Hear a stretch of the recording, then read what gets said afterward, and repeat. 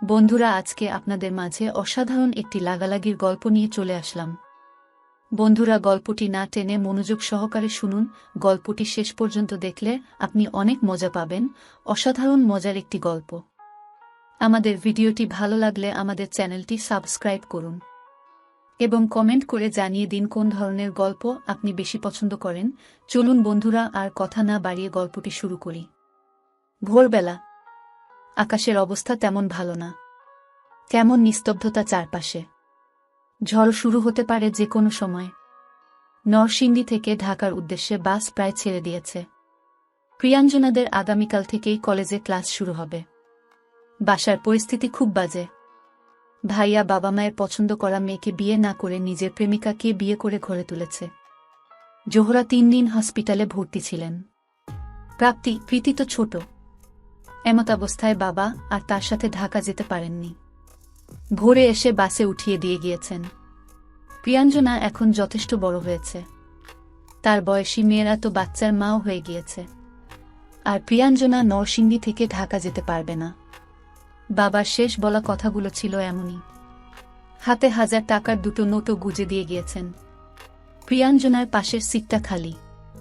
প্রিয়াঞ্জনা জানালার পাশে উদাস হয়ে বসে আছে।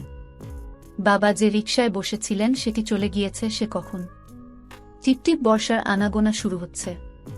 বাসে মানুষ আছে বেশ, তবে প্রিয়াঞ্জনার পাশে কেউ নেই। বাস ছুটে চলছে। বর্ষার প্রকোপ বাড়ায়, জানালা আটকে দেয় প্রিয়াঞ্জনা। 5 দোনা মোড়ে বাস থামে। 2জন যাত্রী উঠেন। বৃষ্টিতে প্রায় ভিজেই গিয়েছেন দুজনে। প্রিয়াঞ্জনা ততক্ষণে বই পড়ায় মন দিয়েছে। দূর যাত্রায় ঘুম আসে না তার, তাই সে গল্পের বই পড়ে। তখনই পাশে বসে একজন। ভিজেই গিয়েছেন প্রায়। তার ভেজা হাত প্রিয়াঞ্জনার হাতে লাগে। প্রিয়াঞ্জনা একটু দূরে সরে বসে। সরি, কিছু মনে করবেন না। আমার জন্য আপনার সমস্যা হচ্ছে? অনেকটা অপরাধী গলায় বলে উঠে শাহবাজ। হুট করে বৃষ্টি শুরু হলো। সে ছাতাও আনেনি। যাত্রী ছাউনি থেকে বাসে উঠতে উঠতে পুরো কাক ভেজা হয়ে গেল। প্রিয়াঞ্জনা বই থেকে চোখ তুলে চায় পাশের সিটে বসা যাত্রীর পানে। চমৎকার হেসে বলে, না না, সমস্যা হচ্ছে না। মেয়েটা বেশ মিষ্টি দেখতে, বয়সও অল্প মনে হয়। ভাবতে ভাবতেই হাঁচি শুরু হয়ে যায় শাহবাজের। প্রিয়াঞ্জনা ব্যাগ খুলে টিস্যু বের করে দেয়। শাহবাজ নাক মুছতে মুছতে বলে, ধন্যবাদ। প্রিয়াঞ্জনা হালকা হেসে বই পড়ায় মন দেয়।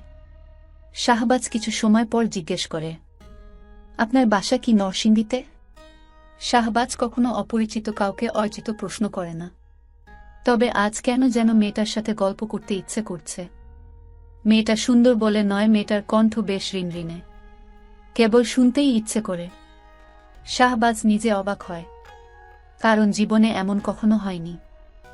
জি, আমার বাসা নরসিংদী। আগামীকাল থেকে কলেজ খোলা, তো তাই আজ ঢাকা যাচ্ছি। কোন কলেজে পড়েন আপনি? হলিক্রসে। বাহ, তাহলে তো বেশ ভালো স্টুডেন্ট। সায়েন্সে? হ্যাঁ। আপনার বাসা কি নরসিংদী? শেখেচর, ধনীদের শহর। হা হা করে হেসে উঠে শাহবাজ। মেয়েটা তো পাকনা বুড়ি। এই যে দেখুন তো, আপনারা আমাদের আপন মানুষ। আপনারাই যদি এসব বলেন তাহলে অন্য শহরের মানুষ কি বলবে? কথাটা অবশ্য আমার নয়, আমার মায়ের মুখে শুনেছি। প্রিয়াঞ্জনা বই বন্ধ করে ব্যাগ থেকে বাদাম বের করে। বাসা থেকে পলিথিনে করে বাদাম ভেজে এনেছে। আসলে প্রিয়াঞ্জনা সচরাচর কোনো পুরুষের সাথে কথা বলে না, তবে এই উজ্জ্বল শ্যামবর্ণের লোকটার চেহারায় কেমন যেন মায়া আছে। মা বলেছে কখনো কোনো পুরুষ মানুষকে বিশ্বাস করবি না, ঘরের পুরুষ কেউ না। কিন্তু মায়ের কথা প্রিয়াঞ্জনার মানতে ইচ্ছে করছে না। এতদিন একটা খাঁচায় বন্দি পাখির মতো ছিল প্রিয়াঞ্জনার জীবন। আজ মনে হচ্ছে সে খাঁচা ছেড়ে আকাশে উড়ে বেড়াচ্ছে। অবাধ স্বাধীনতা। সন্তানদের ভালো চাইতে গিয়ে বাবা মা অনেক সময় তাদের খারাপ করে ফেলেন। পড়াশোনা, সীমাবদ্ধ জীবনে শেষকল পরিবারের শিশুরা অনেকটা খাঁচায় বন্দি পাখির মতো ভিতর ভিতর ছটফট করে। আবার হুট করে স্বাধীন জীবন পেলে তারা হয়ে ওঠে উশৃঙ্খল। স্বাধীনতার স্বাদে মত্ত হয়ে তারা বেশ কিছু ভুল করে ফেলে। ভয়ে বাবা মাকে বলতে পারে না। হয়তো অপরাধী হয়ে উঠে, নয়তো আত্মহত্যার পথ বেছে নেয়। তবে যেসব সন্তানেরা ছোট থেকে একটি সুন্দর পরিবেশে বেড়ে উঠেছে, যাদের বাবা মা বন্ধুর মতো, তারা ভুল পথে খুব কমই যায়। প্রিয়াঞ্জনার চোখে এখন স্বাধীনতার রঙিন চশমা। বাদাম খাবেন? খাওয়া যায়। টুকটাক অনেক গল্পই হয় দুজনের। হুট করেই থেমে যায় সব। বাস অ্যাক্সিডেন্ট করেছে। প্রিয়াঞ্জনা জ্ঞান হারায়। শাহবাজ প্রিয়াঞ্জনাকে ঢাকা মেডিকেল নিয়ে যায়। সেই তো শুরু। হঠাৎ করে একটা বজ্রপাতে ধ্যান ভাঙে শাহবাজের। বেঞ্চিতে বসে বসে নিজেদের প্রথম দেখার কথাগুলো মনে করছিল সে। ঝড় থেমে গিয়েছে। সে উঠে দাঁড়ায়। শহরে এক বন্ধুর বাসায় আশ্রয় নিয়েছে। সেখানেই যাবে এখন।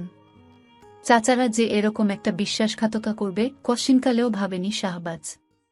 সব সম্পত্তি শাহবাজের নামেই ছিল। এসব কাগজপত্র দিয়ে চাচারা কখন কোটি কোটি টাকা আত্মসাৎ করেছে, শাহবাজ এখনো হিসাব মিলাতে পারে না। তার বাবা প্রায়ই বলতেন, ব্যবসায় খোদার পর কাউরে বিশ্বাস করন যায় না। এই ব্যবসা হইল নিজেরই চরম শত্রু। কখনো আসমানে উঠায়, আবার কখনো একবারে মাটির মধ্যে আছাড় দিয়া ফালায়।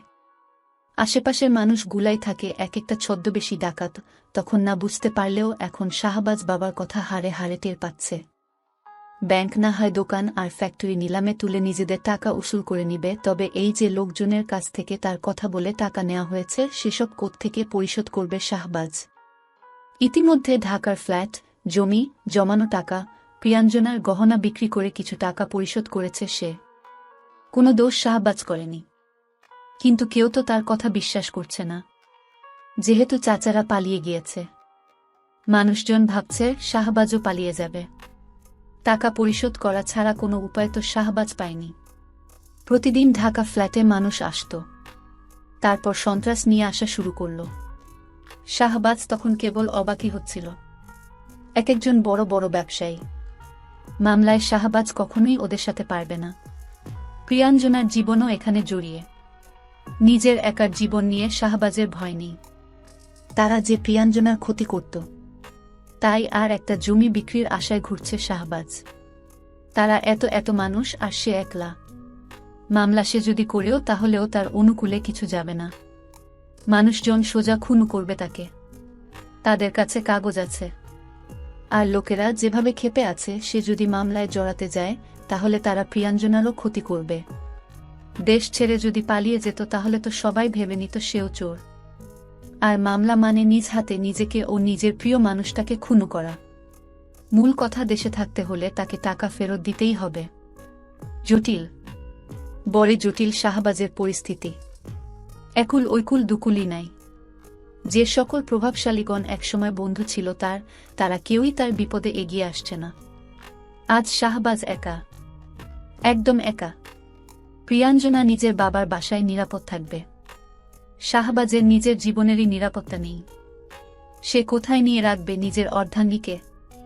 শাহবাজের স্কুলকালের বন্ধু রিমন, দরিদ্র ঘরের ছেলে, নরসিংদী শহরে 2 রুমের ছোট বাসা নিয়ে ভাড়া থাকে। ইন্টারে উঠে আর পড়াশোনা করেনি। স্থানীয় এক দোকানে কারেন্ট মিস্ত্রির কাজ করে। প্রিয়াঞ্জনাকে বাবার বাড়ি রেখে শাহবাজ যখন উদ্দেশ্যহীনভাবে ঘুরছিল, স্টেশনে বসেছিল অনেকক্ষণ, তখনই রিমনের সাথে দেখা। যেখানে আপন মানুষেরা মুখের উপর দরজা বন্ধ করে দিয়েছিল, সেখানে সেই স্কুলকালের এক বন্ধু আশ্রয় দেয় শাহবাজকে। এত বড় মনের মানুষও আজকাল আছে। 2 দিন যাবত প্রিয়াঞ্জনা আর শাহবাজের যোগাযোগ নেই। বিকেলের দিকে শাহবাজকে ফোন করে প্রিয়াঞ্জনা। শাহবাজ ফোন ধরতেই বলে, আমাকে আপনার কাছে নিয়ে চলুন শাহ।